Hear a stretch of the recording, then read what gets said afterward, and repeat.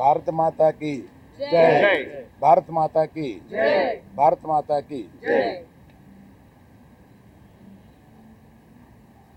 ఈరోజు ఒక mixed feeling తోటి ఇక్కడికి వచ్చాం.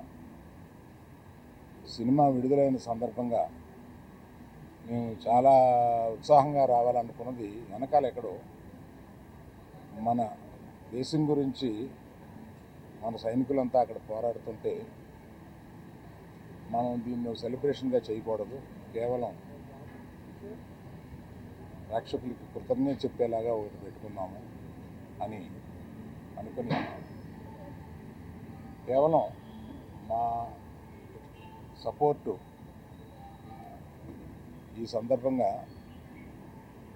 సైనికులకి, దేశం గురించి పోరాడే వారికి మేము కేవలం ఇక్కడి నుంచి మద్దతు కాకుండా ఈ సినిమా నుంచి వచ్చిన కలెక్షన్స్లో కొంత భాగం మేము మన పోరాడే సైనికులకి, రక్షకులకి ఇద్దామని చెప్పి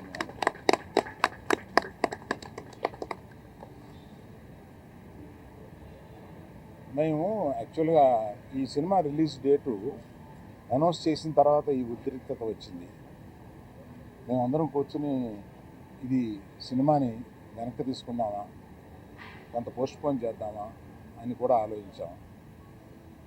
కానీ అందరూ అన్ని పనులు చేసుకుంటూ ఉన్నారు.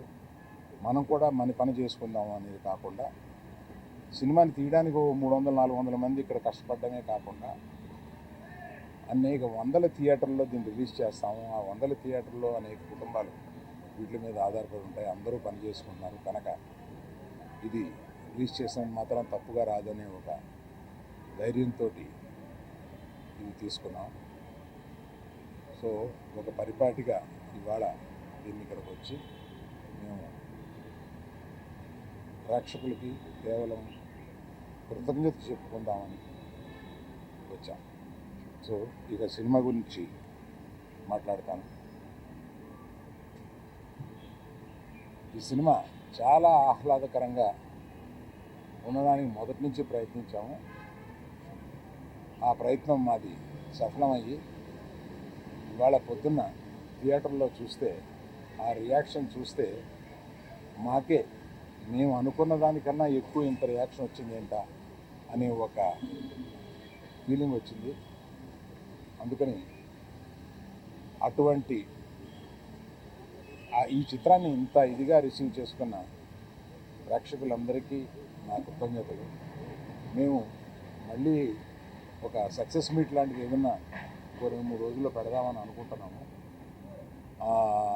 అది కాకుండా ఇందులో చెప్పాల్సి వస్తే మరి మన శ్రీ విష్ణు కానీ, వెన్నెల కిషోర్ కానీ ఈ సినిమాని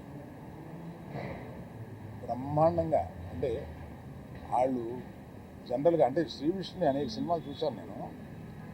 అన్ని సినిమాల కన్నా ఒక మెట్టు ఎక్కి ఎదిగి సిక్సర్ కొట్టాడన్నమాట దాన్ని.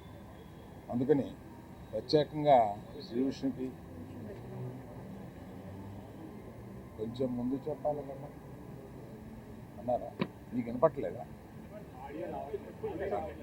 ఓకే.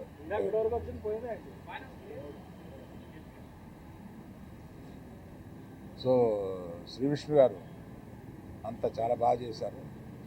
వెన్నెల కిషోర్ గారిని ఏదో మనం మామూలుగా ఒక కమెడియన్, ఫుల్ లెంగ్త్ కమెడియన్ ఏదో అనుకుంటాం, ఒక సైడ్ కిక్ అనుకుంటాం, కానీ ఫుల్ కిక్ ఇచ్చి కొట్టారు మనకి. ఇతను చూస్తే ఫుల్ కిక్ వస్తుంది అన్నమాట మనకి. అట్లాగా ఒక సెకండ్ హీరో లెవెల్లో మొత్తం హీరోతో పాటు ఉండి సినిమాని నడిపించారు. వీళ్ళందరినీ నడిపించిన దర్శకుడు కార్తిక్ గారికి కృతజ్ఞతలు. అలాగే మా కో ప్రొడ్యూసర్స్ ఇద్దరు వచ్చారా? Hello sir. సో ఈ సందర్భంగా అందరి టెక్నీషియన్స్ గురించి, అందరి గురించి, మా ఎడిటర్ గారు కూడా ఇక్కడే ఉన్నారు, అందరి గురించి వివరంగా నేను ఇంకో ఫంక్షన్లో చెప్తాను. ప్రత్యేకంగా ఇవాళ అంటే వీళ్ళు ఎప్పుడో కానీ కనపడరు. బాను కొంచెం ముందుకురా, ఆయన సినిమా దర్శకం చేస్తుంది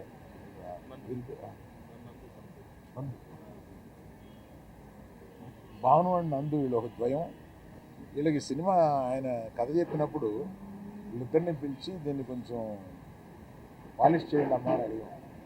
వీళ్ళు దాన్ని డైలాగ్స్ అసలు మొత్తం కొన్ని సీన్లు అవి విపరీతంగా పాలిష్ చేసి వాళ్ళు దగ్గర మర్చిపోయేలాగా చేశారు.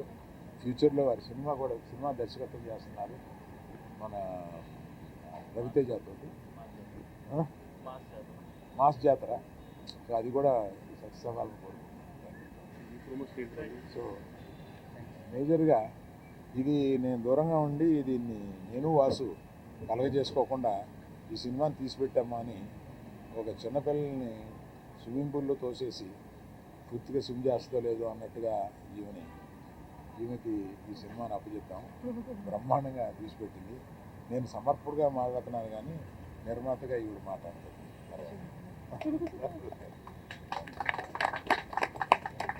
ఇప్పుడు ఎవరు మాట్లాడతారు బాగుంటుంది?